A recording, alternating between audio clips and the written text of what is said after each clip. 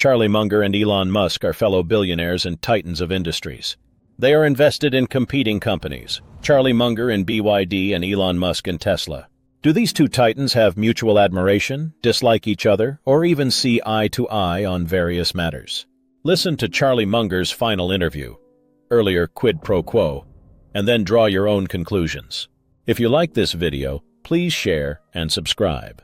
Henry Ford and John D. Rockefeller were the richest people in the world when you were born in 1924. Today it's Elon Musk. Is it just new people who come through with the system? I don't regard Elon Musk as truly that rich, because I don't think it's sure that everything he's working on can work. I think he can get his ass handled to him and all those. I would not invest in Elon Musk all those myself. But you've been impressed by what he's built. Yes, well, who cannot? Again, that's another lesson. What is the lesson of Elon Musk? The Musk is, it's always an outlet. Somebody who has a perfectly ridiculous amount of money, it almost always has an element of luck in it. He's been quite lucky in what he's picked to double down, double down, double down. And then he's used leverage so much that he's doubled down right to the edge of extinction, maybe 2 or 3 times. How many people can go to the edge of extinction without stepping into it? Well, he's done it 3 times. Maybe he's got 6 more in him, I don't know.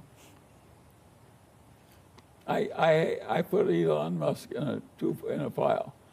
I never bet against him, and I never bet with him. As far as I'm concerned, he doesn't exist. My life works better if I treat the world as though he didn't exist. Quid Pro Quo a few years earlier. I'd rather deal with a guy with an IQ of 130 who thinks it's 125 than a guy with an IQ of 180 that thinks it's 200. That second guy will kill you. You know, there are American heroes who don't like this idea. I was very sad to see that because those guys are, those guys are heroes of mine. Elon Musk, Tesla CEO, said billionaire investor Charlie Munger once told people at a lunch all the ways Tesla would fail. Musk was responding to a retweet in which Charlie Munger compared cryptocurrency with venereal disease. Charlie Munger is the Vice-Chairman of Berkshire Hathaway and Warren Buffett's right-hand man. In reply, Musk tweeted an anecdote. I was at a lunch with Munger in 2009 where he told the whole table all the ways Tesla would fail, he said. Made me quite sad, but I told him I agreed with all those reasons and that we would probably die, but it was worth trying anyway. Tesla is currently the world's most valuable car maker with a market capitalization of more than $830 billion at its peak. Do these two billionaires even like each other, or is there mutual admiration? Please watch until the end to find out. If you like this video, please share and subscribe. I say over and over again, it's not a competency if you don't know the edge of it. You are a disaster if you don't know the edge of your own competency. Warren frequently says, I'd rather deal with a guy with an IQ of 130 who thinks it's 125 than a guy with an IQ of 180 that thinks it's 200. That second guy will kill you. You know, there are American heroes who don't like this idea. I was very sad to see that because those guys are, those guys are heroes of mine, so it's really tough. What do you think about Tesla? Is that company going to become a major player? Well, it's already created more significance than anybody would have predicted. And its founder is bold and brilliant and swings for the fences. And of course, people like that get some remarkable results, and sometimes they get some quick failure. And I haven't the faintest idea how Elon Musk is going to turn out, but I think he's got a considerable chance of success and a considerable chance of failure. He seems to like it that way.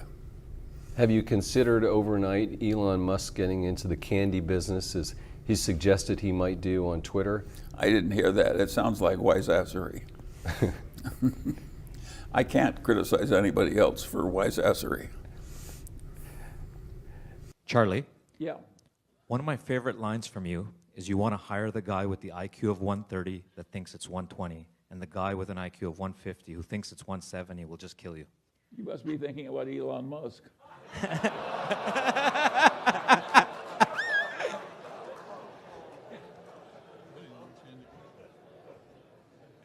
How do you assess someone when making a hiring decision? The question is what? Of course I want the guy who understands his limitations instead of the guy who doesn't. On the other hand, I learned something terribly important in life. I learned that from Howard Amundsen. You know what he used to say? Never underestimate the man who overestimates himself. These weird guys who overestimate themselves occasionally knock it right out of the park. And that is a very unhappy part of modern life. But I've learned to adjust to it. I have no alternative. It happens all the time. But I don't want my personal life to be a bunch of guys who are living in a state of delusion, who happen occasionally to win big. I want the prudent person. My name is Glenn Tung. Thank you for this wonderful meeting and especially for serving food this year. I want to ask you about Tesla. The company has a market capitalization of about $140 billion. It traded last week about $200 billion in stock and traded about $500 billion in options. And the stock moved about 20% a day. Meanwhile, Mr. Musk seems thrilled to stoke this volatility. I wanted to know what your thoughts are on this situation, and particularly what your thoughts are on Mr. Musk's behavior. My thoughts are two. I would never buy it, and I would never sell short.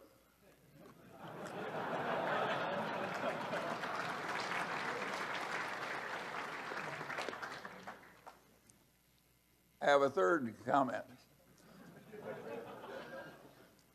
There was a man found in Los Angeles for years named Howard Amundsen. He once said something that I've taken to my heart. He said, never underestimate the man who overestimates himself. I think Elon Musk is peculiar, and he may overestimate himself, but he may not be wrong all the time. I'm not sure I'm the world's greatest expert on the future of electric vehicles, except I think they're coming generally, and somebody's going to make them. BYD's sales went down because the Chinese reduced the incentives they were giving to buyers of electric cars. And Tesla's sales went up because Elon has convinced people that he can cure cancer.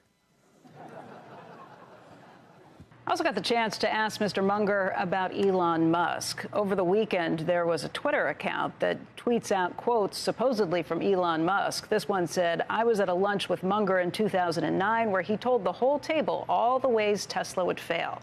Made me quite sad, but I told him I agreed with all those reasons and that we would probably die, but it was worth trying anyway. Now, Elon Musk himself replied back to that and said, true, that did happen.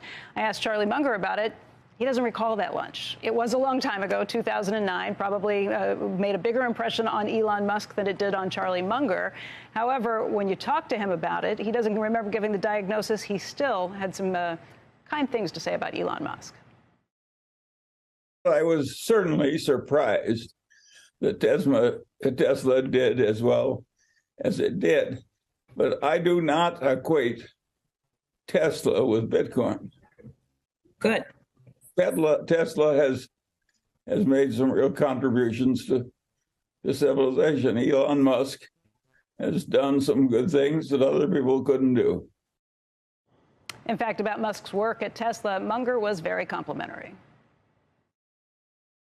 We haven't had a successful new auto company in a long, long time. What Tesla has done in the car business is a minor miracle.